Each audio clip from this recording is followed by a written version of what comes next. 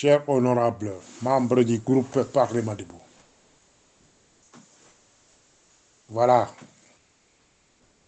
je vous avais promis que dans Ngonga Lelo, 23h, il y a le 22 septembre 2024, la COPESA opinion langa sur les changements de la Constitution. Boyokaki, dans tous les réseaux sociaux, il y a une lettre signée par Jacquemain Chabani, le ministre de l'Intérieur et de la Sécurité nationale de notre pays. Il y a une lettre signée par lui, ils ont circulé, Oyo Azali Kosenga, société civile et consort, Bameka Kosala, propagande sur les changements de constitution. Donc, référendum. Ça, c'est un.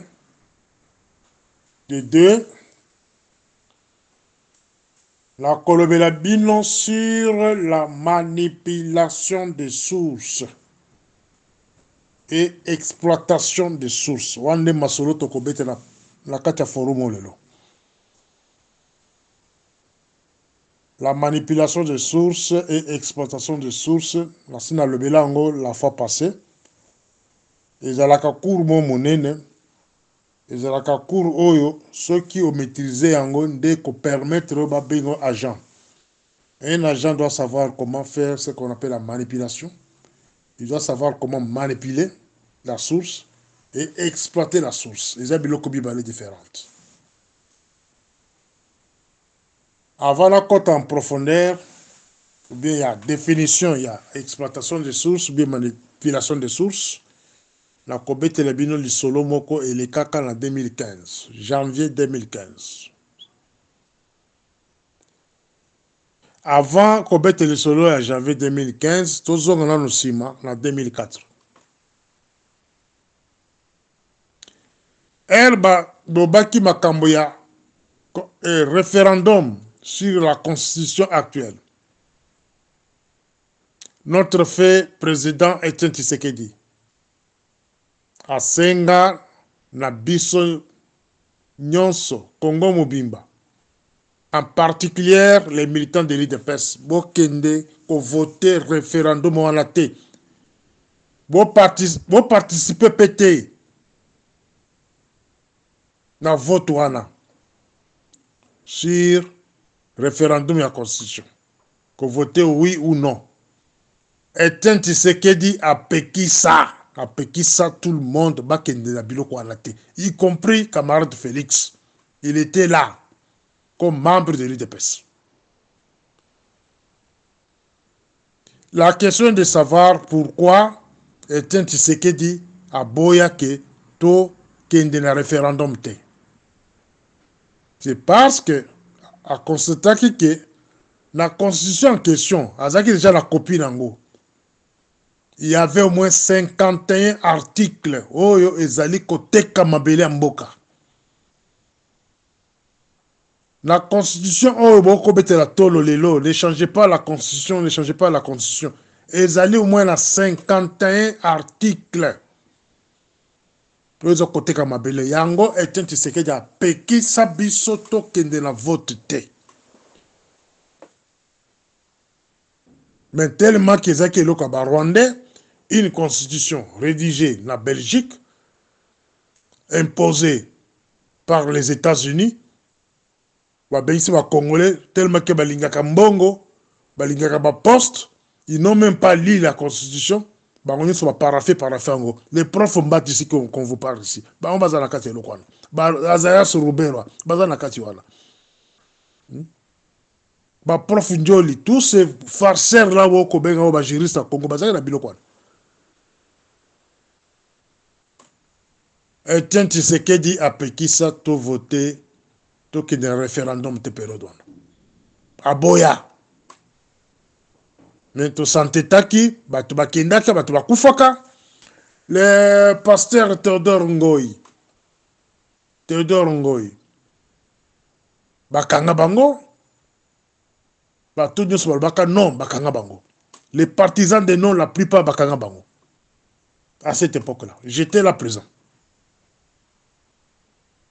Tokomi en 2015. La veille il y a fin mandat Kabila.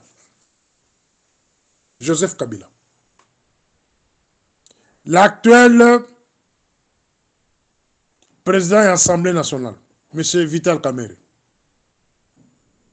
a bimisa bato na balabala. Ils ont solo na kobete la ba jeune au bazaki bana mike période wana boyo kamaka mona koloba. Parce qu'il y a des individus qui ne savent rien de la politique du Congo, ils vont me taxer la façon bazo kolobela. Na fongole na parenthèse moko na audio oyo. Ne suivez pas tout ce que ces individus-là parlent. Ce sont des gens que les Rwandais utilisent, manipulent sur moi. Ils veulent seulement me rendre ridicule et sans valeur na miso na bino. Mais bino boyebinga. Bola na moloba na ngai, mais bola na bato wana te. Bo fongola matoy na bino boyo ka place sur surtout la jeunesse.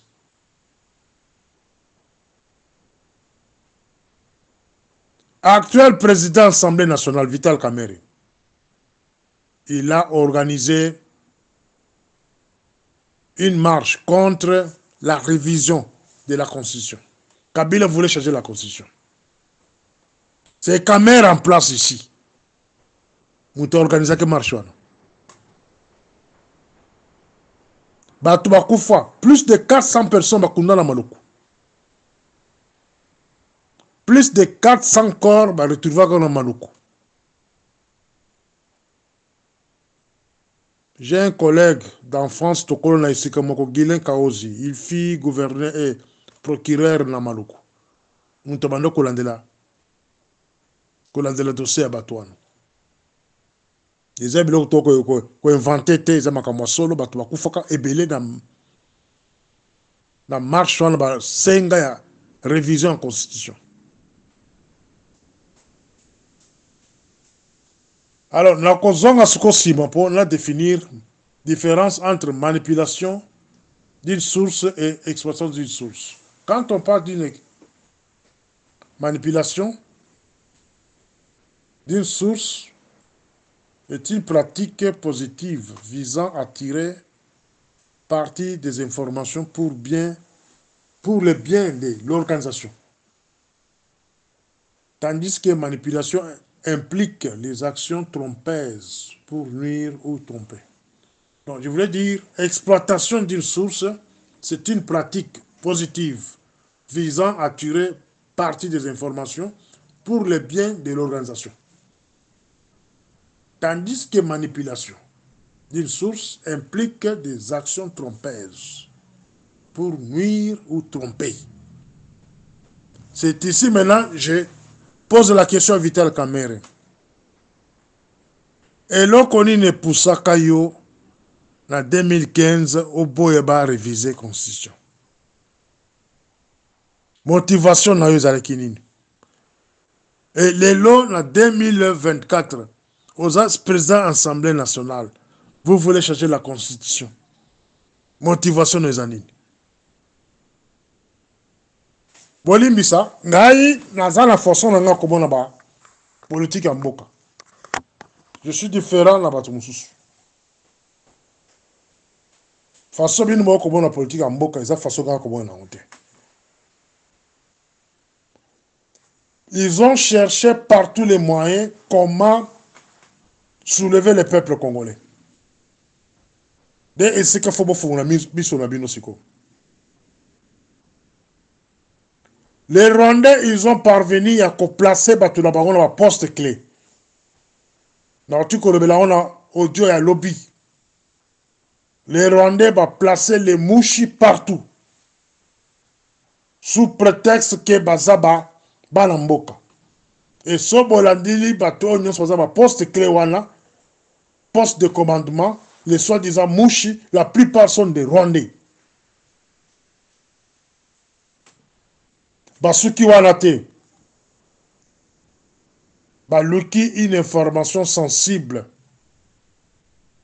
dans le cadre de la manipulation. Je vous ai parlé d'exploitation. Dans le niveau exploitation, ils ont exploité camarade Félix. Il y a qu'au placer Batusimanaye. Par exemple, bah, présenter M. Kinzo, bah, lui qui est un homme très intelligent. Il peut faire ceci, il peut faire cela. Regardez, Azaki la francophonie, dans le niveau investissement, regarde ce qu'il a fait. C'est un homme intègre. On appelle ça exploitation. Il est pandémie. Regardez Kamere, c'est un pacificateur. Mettez-le dans l'Assemblée nationale. Il est pandémie. Tala mon tutelle, on appelle ça exploitation. Maintenant, bah, comme une phase, il y a manipulation. Manipulation à définir en OK. Et ça, c'est quelque chose qui implique des actions trompeuses pour nuire ou tromper. Et c'est quand on a bango lelo. Bah, ko bimisa eloko ya changement de constitution. Bah, que ce ba bimisa eloko là, peuple va se soulever. Le peuple va se soulever. Quand le peuple va se soulever, ce n'est pas vous les Congolais qui auront le pouvoir, et vous verrez un coup d'État d'un militaire sous couverture des Rwandais à Kouzo-Place-Wana. C'est ce que vous ne comprenez pas. Ici, il ne change pas la constitution pour la bien aux Congolais. Parce que cette constitution, c'est l'œuvre des belligérants. Les belligérants ont besoin de pouvoir. Si on va changer la constitution pour passer à la monnaie. Voilà la question de fois que vous devez se poser. Les belligérants ont le pouvoir. On a simbi armée. On a simbi finance. On a simbi sécurité. On a simbi diplomatie. Si on va changer la constitution pour quelle raison? Dans la même constitution, il y a des articles qui sont verrouillés. Jamais par exemple, la durée des mandats de chef de l'État. Si on va juste changer la constitution, sur quel point? Et motivation, ils ont poussé, il y a parlement, les lois va soutenir Tezouana. Il y a quelque chose qu'il faut dans le référendum. Voilà la question, il faut que se poser. Pour moi, je trouve qu'il y a quelque chose qui se cache derrière. Parce que camarade de Félix aujourd'hui, je ne le vois pas modifier la constitution pour rester au pouvoir au-delà des 2 mandats. Je ne vois pas lui faire ça actuellement. Comment je peux dire ça? Parce qu'au premier mandat, le peuple l'a jugé négatif. Au deuxième mandat, le peuple continue à le juger négatif. Pourquoi il va demander 3e mandat? Bato ba initié eloko wana ya changement de constitution ba yebike bazana eloko mo kiza sima na eloko lango. L'objectif c'est chercher le soulèvement des gens. Et quand il y aura des soulèvements, c'est la rébellion qui va entrer dans cette ville-là. Quand il y aura le soulèvement, c'est une autre force inconnue qui va prendre la place dans cette ville-là. Si vous voulez que Bisso peuple tombe di mabino, il y a changement de la constitution. Si vous voulez que tout dit Babino, constitution on est pour la belgérant, il y a moins 51 articles. Botang la kabiso yango, que article bo ciblé yango, que yango on a toujours que modifier. Botang ba article on a ba minokonyon sur na Chiluba, na Lingala, na Swahili, na Kikongo, na français. Bola kisa. Peuple que non, 51 articles oyo eza na tendance à côté kamabele. Par exemple, l'article 217 et le Bénin. L'État congolais peut faire l'abandon d'une partie de sa souveraineté en vue de promouvoir l'unité africaine. Déjà, ils ont la kiseke. Mabele na biso le Rwanda koko réclamé parti oyo, ils ont déjà la bananga kula. Kampala aussi la même chose, Ouganda. Parce que peut qu'on réclame parti, il y a Ituri qui est consort. sous prétexte que nos articles 217 et le but que vous pouvez céder votre terre. Dans le sens où on a des genres des articles, il faut qu'on balaye la Constitution. Si c'est dans ce sens-là, on peut demander à notre peuple d'aller au référendum pour qu'on ait l'article du genre. Les alliés belés, ils ont plus de 50 articles. Ceux qui ont des articles ciblés, ils ont la tendance à côté Kamboka. Bon, le but que donc, tout le monde la Constitution, nous acceptons. Mais si c'est pour changer toute la Constitution, alors nous trouvons qu'il y a un autre problème. Ou carrément, Bozeli, mandat, il y a camarade de Félix Sili, de procéder à un changement de la Constitution. Position là, Morning Star les années. Je suis d'accord, il y a un changement de la Constitution, mais dans seule condition. Mandat camarade de Félix ici là, et puis d'autres qui ont changement de la Constitution. Moment il y a changer la Constitution, ils ont qui en 2019. Un camarade Félix Azo Kokota dans le pouvoir. La première des choses à faire, c'était qu'on rende cette Constitution caduque. Aligna rendre en caduque la première semestre, moment où Bakabana FCC. C'était le moment de rendre cette Constitution caduque. Raison évoquée, Aligna évoqué raison que non, et la Constitution belgérante, une Constitution de Rouberois, de Dembemba, conçu dans le but à côté Kamabele. Il y a qui peut se poids, période ouana. Il y a qui a rendre la constitution caduque,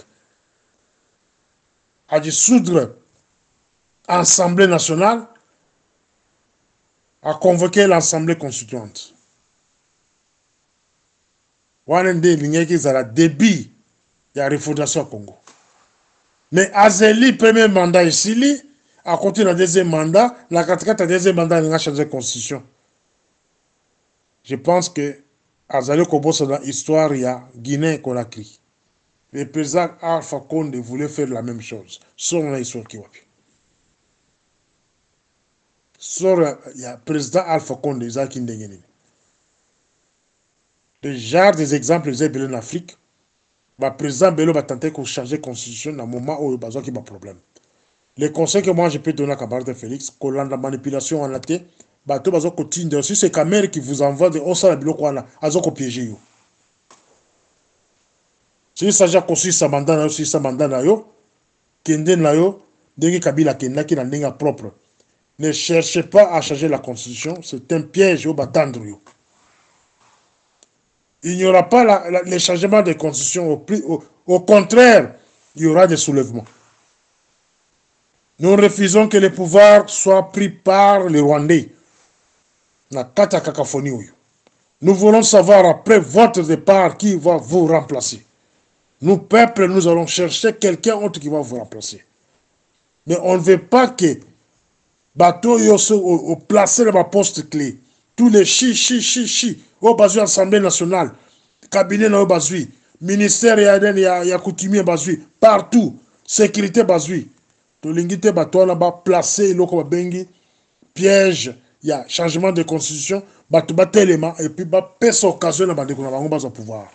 C'est ce que nous refusons. Voilà la deuxième audio. Morning Star.